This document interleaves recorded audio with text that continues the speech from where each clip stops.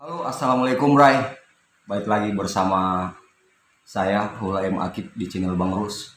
Hari ini saya kebetulan di kediaman salah satu tokoh yang ada di Kabupaten Toli-Toli. Beliau mantan Ketua DPRD periode 2014-2019 dan beliau terpilih lagi menjadi anggota Dewan. Nah, kebetulan juga beliau ini anggota di Pansus. Kita mau diskusi bersama beliau soal penanganan COVID-19 di Kabupaten Toli-Toli. Ya. Halo Bang, Assalamualaikum. Halo, Waalaikumsalam warahmatullahi. Apa kabar Bang? Alhamdulillah masih dikasih kesehatan. Dan terima kasih nih Bang Ruk sudah mau jalan-jalan dan berkunjung di kediaman kami. Siap. Ya Bang, jadi gini, ada yang menarik soal pemberitaan kemarin terkait insiden lempar gelas itu gimana ceritanya Bang? Nah, ya yang pertama saya juga tentu menyesal ada insiden tersebut, tetapi yakin dan percaya bahwa insiden-insiden yang seperti itu ya, lumrah lah di legislatif ya, baik di Toli-Toli maupun di daerah lain ya. Hal-hal yang begitu tidak lumrah. Walaupun demikian juga saya harus menyampaikan permohonan maaf karena memang saya kira ini adalah dinamika kita dalam berdiskusi. Nah, insiden itu semua kita tidak menginginkan adanya insiden itu, tetapi ya apa boleh dikata, saya juga hanya manusia biasa yang kadang-kadang juga tidak mampu menahan emosi saya. Oh, berarti hal yang lumrah ya Bang? Ya lumrah lah, sepanjang tidak mencederai orang saya kira lumrah saja. Kemarin kan juga kalau nggak salah itu di periode 2010, 2009, 2014 ya ada insiden juga sampai pokok itu juga. Ya. Jadi di DPR ini hal yang seperti ini biasa lah, dinamika dalam proses politik, diskusi politik biasa. Ini kan COVID-19 hampir 3 bulan kita melakukan PSBB. Kalau di Toli-Toli bukan juga sih PSBB, lockdown. Jadi berapa perbatasan ditutup, ada 3 perbatasan ditutup. Nah, kalau menurut Abang, bagaimana pemerintah menangani COVID-19 yang ada di Kabupaten Toli-Toli? Yang pertama yang saya mau terangkan bahwa memang dari awal pemerintah kita ini setengah hati. Kenapa saya menyampaikan setengah hati? Kita tidak jelas nih status kita Kabupaten Toli-Toli ini apa. Pemerintah daerah Kabupaten Toli-Toli tidak pernah mengajukan permohonan kepada pemerintah pusat untuk menetapkan daerah kita ini sebagai daerah seperti apa dalam penanganan COVID-19. Seperti tadi yang sampaikan bahwa kalau di daerah lain atau kita ambil contoh daerah tetangga di Buol, mereka sudah menerapkan PSBB. Bahkan kita untuk skop yang lebih kecil lagi, misalnya menetapkan daerah kita sebagai transmisi lokal, sampai hari ini kita belum pernah menetapkan itu. Berarti soal penetapan ini poinnya Bang, tidak jelas. Iya, artinya saya mau bilang pemerintah daerah setengah hati dalam penanganan COVID ini. Mulai dari penentuan kawasan kita, daerah kita sebagai kawasan apa, itu tidak jelas. Nah, apalagi dengan penanganannya maksud saya. Berarti statusnya ini dulu ditetapkan ya Bang, sehingga ini menjadi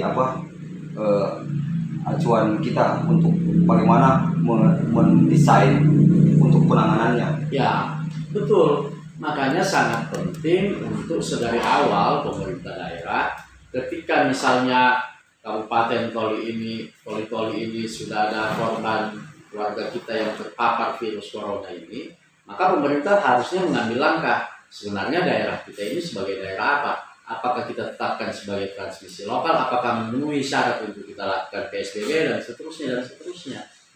Nah, ini yang sampai dengan hari ini kita tidak menetapkan apapun kondisi wilayah kita. Tiba-tiba kemarin pemerintah daerah Kabupaten Toli-Toli menyatakan bahwa kita menyongsong era new normal.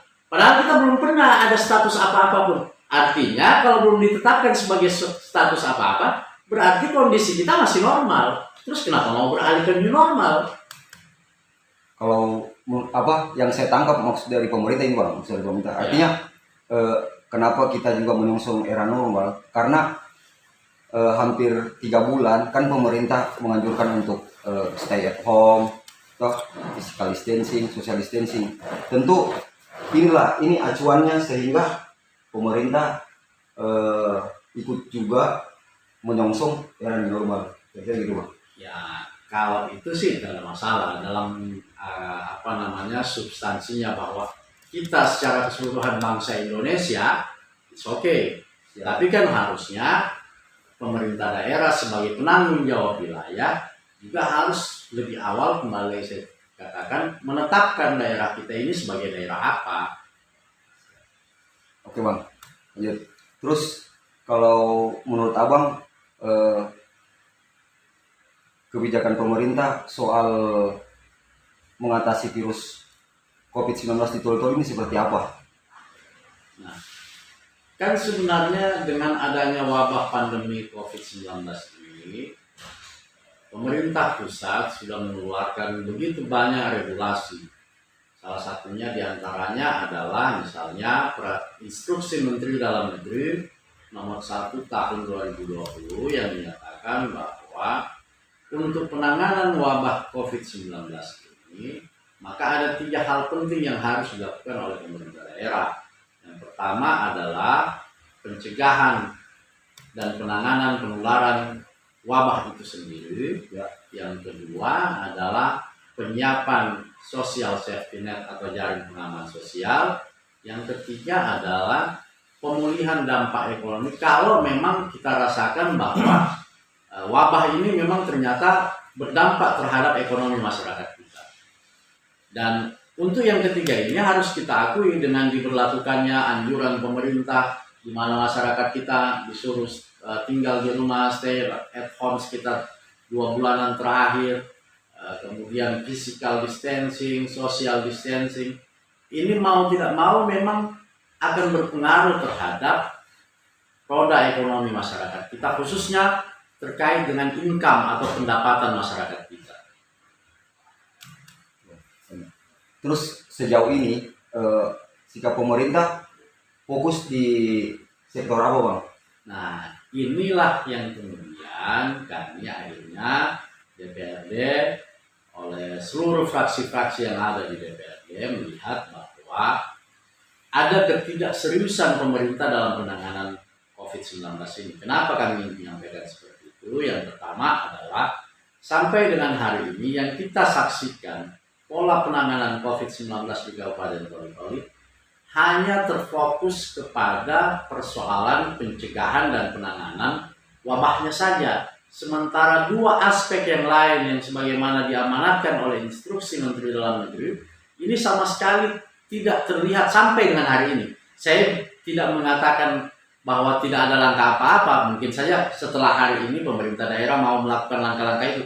Tetapi sejauh pengamatan kami sampai dengan hari ini baru 1 aspek yang diselesaikan, yaitu penanganan dan pencegahan penularan wabah COVID ini. Sementara 2 aspek lainnya, penyediaan jaring pengaman sosial, kemudian pemulihan dampak ekonomi, ini belum sama sekali kita lihat peran serta pemerintah daerah dalam rangka melaksanakan 2 hal tersebut. Berarti fokus pemerintah sampai hari ini masih pada persoalan penanganan wabah saja bang. Ya. Untuk aspek jaring pengaman sosial sama dampak ekonomi akibat COVID ini belum terjadi. Ya. Tapi mungkin setelah ini itu bisa terjadi, tapi ini kan masih belum Ya belum pasti karena kita belum tahu nih apa rencana yang akan dilakukan oleh pemerintah daerah. Sebab berapa kali kita ingin mengundang satuan tugas atau gugus tugas penanganan COVID-19 di Kabupaten Toli-Toli.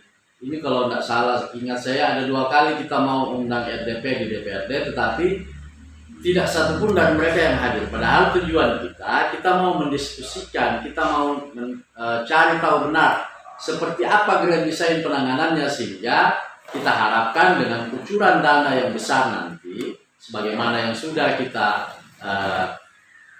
katakanlah dalam tanda petik disetujui, dan nanti pasti akan kita setujui di APBD perubahan, anggaran sebesar 16 miliar sekian itu untuk penanganan wabah. Nah, ini penting untuk kita pertanggungjawabkan kepada masyarakat, karena ini berkaitan dengan uang rakyat yang kita gunakan untuk penanganan wabah ini. Siap.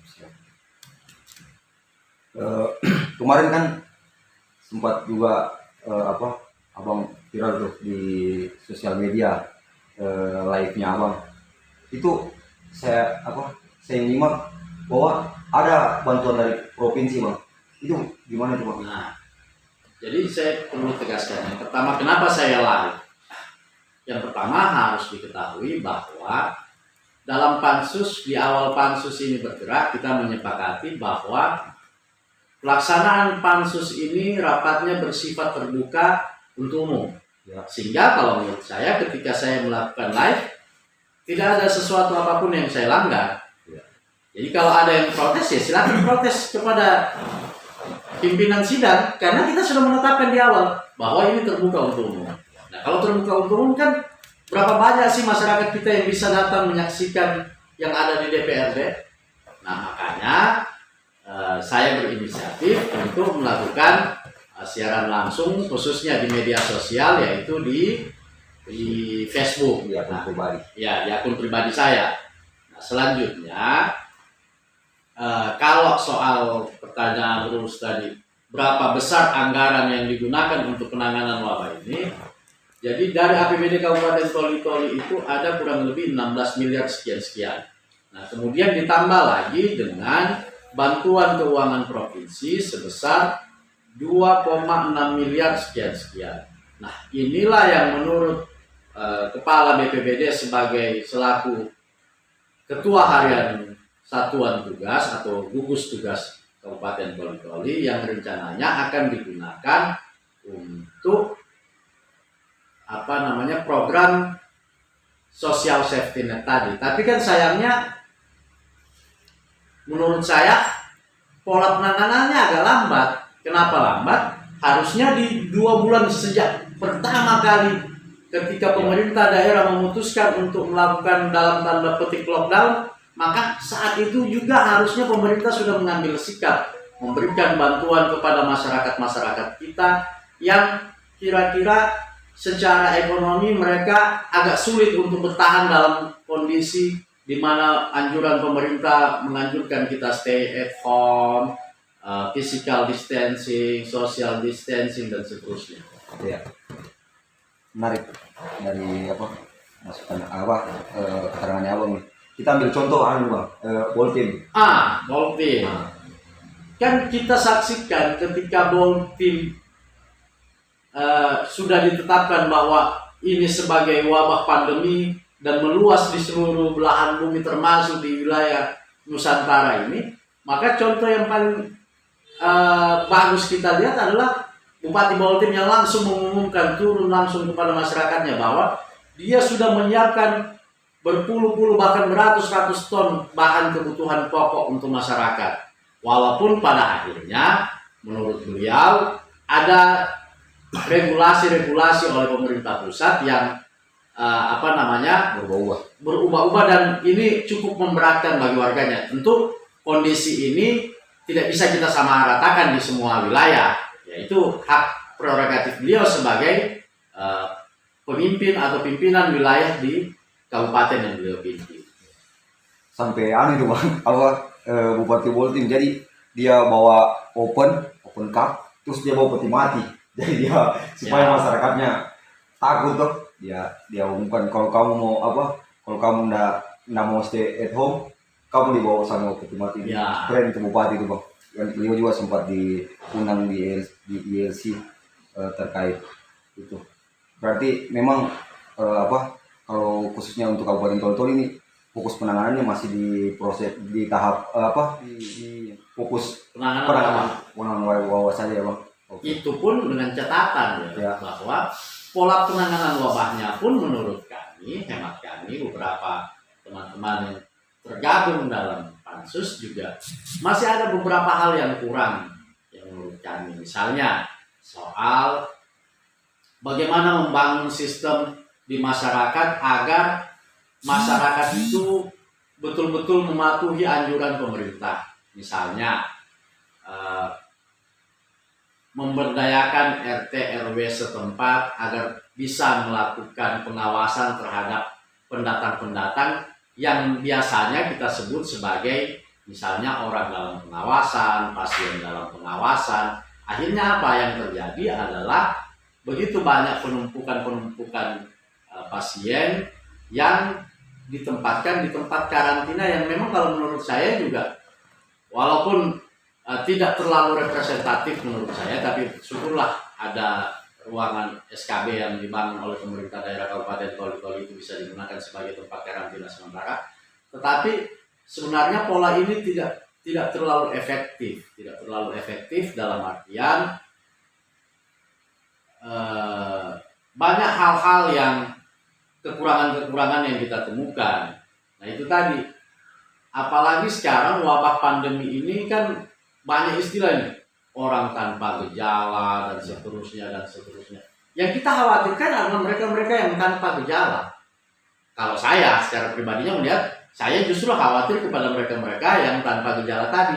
Nah, kalau mereka misalnya baru datang dan dia tidak memiliki gejala apa-apa, kemudian sudah bersosialisasi dengan lingkungannya, nah boleh jadi dia menularkan virus-virus ini kepada orang-orang yang berinteraksi dengan dia. Nah inilah pola membangun sistemnya ini yang menurut kami belum dilakukan oleh pemerintah. Belum lagi misalnya saya temukan di mana beberapa pasien kita yang mereka adalah mereka mengeluh, misalnya mereka adalah kepala rumah tangga di keluarganya, kemudian selama mereka menjalani proses karantina baik di SKB maupun isolasi di rumah sakit, pemerintah seolah-olah abai dengan keluarga yang ditinggalkan ini. Bagaimana kehidupan mereka sementara kepala keluarganya tidak bisa melakukan aktivitas dan memberikan nafkah kepada keluarganya. Nah, ini saya dapatkan laporan-laporan itu langsung dari mereka bahwa tidak hampir rata-rata ya, walaupun ada beberapa misalnya tersentuh dengan bantuan langsung tunai dari anggaran dana desa. Tetapi oleh pemerintah Kabupaten Toli-Toli kita tidak melihat ada langkah-langkah itu. Nah harusnya pemerintah hadir dalam rangka itu. Kalau menurut abang, sikap pemerintah terhadap korban yang positif itu sebagai kepala rumah tangga apa bang? Ya, paling tidak kan pemerintah daerah bisa menyiapkan kebutuhan kehidupan keluarganya selama ia menjalani proses karantina maupun isolasi, sehingga mereka juga masih bisa hidup. Kan ini sekarang zaman yang susah, orang dianjurkan untuk berdiam diri di rumah, melakukan social distancing, physical distancing, yang otomatis ini juga akan berpengaruh terhadap taraf pendapatan masing-masing kepala atau keluarga. Kalau mereka sudah kehilangan sosok yang kehilangan dalam tanda petik ya, selama sekian jangka waktu sekian, tidak bisa mencari nafkah untuk menghidupi keluarganya, terus menjadi tanggung jawab siapa? Kan harusnya menjadi tanggung jawab pemerintah. Jadi di sini pemerintah harus hadir ya bang? Ya. Korban kepala rumah tangga. Oke bang, lanjut. Kemarin juga saya simak videonya abang itu untuk pendanaan COVID-19 ini, kalau menurut dari keterangannya abang bahwa habis di operasional, itu maksudnya apa bang? Nah, itu juga lucu juga. Kita sekarang ketika bicara operasional, dari sekian kurang lebih 7,5 miliar anggaran COVID yang sudah terpakai, ini sebagian besar diserap biaya operasional. Walaupun menurut saya, mau kita katakan ini sudah mengakomodir semua biaya operasional, juga ternyata tidak. Apa buktinya? Buktinya adalah saya mendapatkan konfirmasi langsung dari perawat-perawat kita, perawat-perawat COVID kita, sampai dengan hari ini mereka belum menerima sepeser pun dari beban resiko tugas yang mereka pikul. Padahal amanat instruksi Menteri Dalam Negeri menyatakan jelas bahwa tenaga kesehatan dapat diberikan insentif melalui peraturan kepala daerah yang dibuat oleh kepala daerah. Oh, menarik nih bang. Berarti apa persoalannya itu bang sampai dengan anggaran yang sebanyak itu terus belum juga mencukupi untuk pembayaran tenaga medis. Kalau soal masalah, inilah kenapa kemudian pansus kita bentuk, karena begitu banyak masalah yang kita temukan. Sehingga kita harapkan dengan terbentuknya pansus di DPRD ini, kita bisa mengurai masalah-masalah itu, dan kemudian tentu harapannya nanti kita dapat memberikan solusi, dan solusi itu bisa langsung dieksekusi oleh pemerintah daerah kita. Keren. Ya ini bang, boleh kita lari sedikit pembahasan? Boleh. Siap. Kalau Bang Rus apa sih? Asik. Iya bang. Jadi sebelum saya wawancara abang kan saya riset dulu Ancaman Sari, terus saya sempat baca berita 2 bulan Februari ada surat tugas yang diamanatkan untuk ketua DPC di berbagai daerah. Kalau nggak salah itu ada 3, Luwuk, Parigi, dan Toli-Toli. Itu surat tugas dari Gubernur Paulo Kijanggola soal pencalonan bupati. Kalau ini saya mau tanya nih bang, bagaimana bang menanggapi surat tugas itu? Ya tentu yang pertama jadi saya luruskan bahwa kedudukan Pak Longki bukan sebagai gubernur Sulteng ya, tetapi selaku ketua DPD Partai Gerindra. Betul. Satu hal.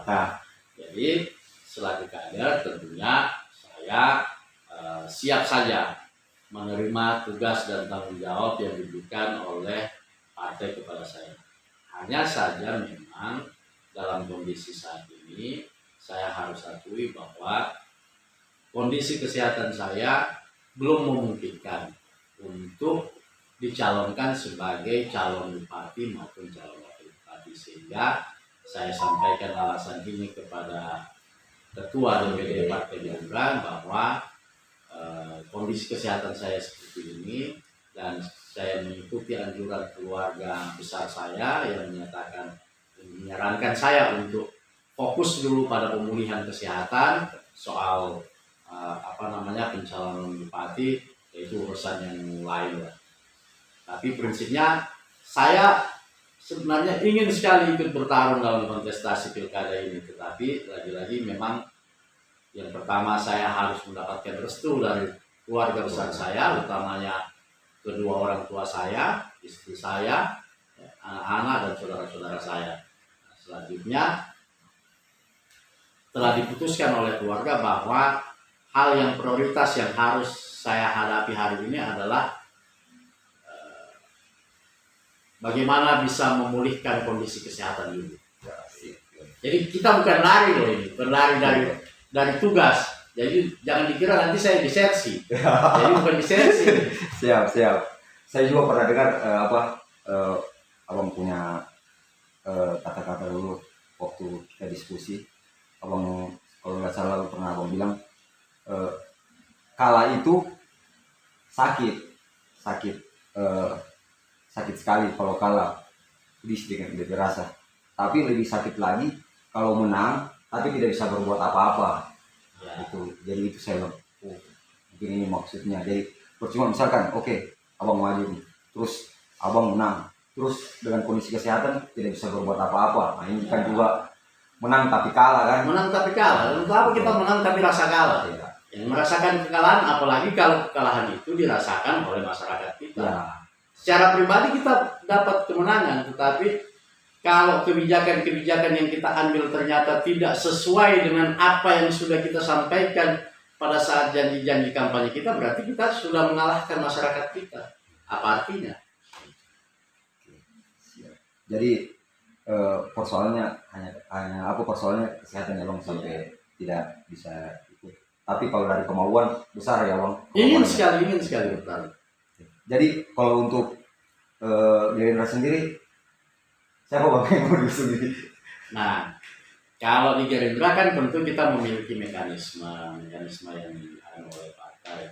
Nah, tentu ada beberapa nama yang kita usulkan, dan ini sama lah saya kira dengan mekanisme yang ada di partai-partai yang lain, di mana memang undang-undang politik kita mensyaratkan bahwa untuk pencalonan bupati maupun wakil bupati harus mendapatkan persetujuan dari Dewan Pimpinan Pusat Partai Politik. Sehingga kita tunggu saja siapa yang mendapatkan rekomendasi dari DPP, maka wajib hukumnya bagi semua anggota dan simpatisan kader Partai Gerindra untuk mendukung keputusan partai yang sudah dibuat dalam bentuk rekomendasi tersebut. Siap. Nah, sedikit lagi Bang, sebelum kita tutup. Terus dari untuk timnya Abang sendiri bagaimana terkait keputusan Abang ini? Ada rasa kecewa kan mereka, atau ada rasa apa, atau ada yang pindah, atau ada, kan pasti kalau calonnya yang dia jagokan tidak maju, tentu kan ini pasti ada rasa kecewa. Kalau menurut Abang bagaimana menyikapi itu? Ya, politik ini kan tentu dinamis. Ada yang keluar, ada yang masuk, itu hal biasa dalam berpolitik. Tetapi satu hal saya ingin menjelaskan bahwa memang banyak dorongan dari orang-orang yang meminta saya secara langsung ya. Tapi saya bukan bermaksud GR nih ya, tidak dalam rangka GR. Saya terima masukan-masukan dari bawah yang menginginkan saya tetap maju, tetapi saya sampaikan sekali lagi, kondisi kesehatan mungkin hari ini masih membatasi saya untuk maju. Tetapi alhamdulillah dan sekian banyak orang yang meminta saya untuk maju, mereka telah menyatakan komitmennya untuk tetap bersama-sama dengan saya, bersama-sama dengan Partai Gerindra untuk mengusung siapapun nanti yang diusulkan oleh atau yang mendapatkan rekomendasi dari DPP. Persoalan ada 1-2 orang yang keluar ya itu biasa. Jadi dorong tinggal tunggu komandonya Abang ini. Ya tidak kasar juga lah ya, komando ya. Siap. Oke Bang, terima kasih sudah memberikan keterangan, sudah mau ditanya-tanya. Terima kasih juga atas waktunya. Ya, saya mau terima kasih sama Bang Rus, sama pemirsanya Bang Rus. Siap. Ya, jangan lupa tetap nonton konten-konten yang disajikan oleh Bang Rus dan like dan subscribe. Oke. Assalamualaikum. Itulah hasil wawancara Bang Rus bersama Andi Ahmad Sarip.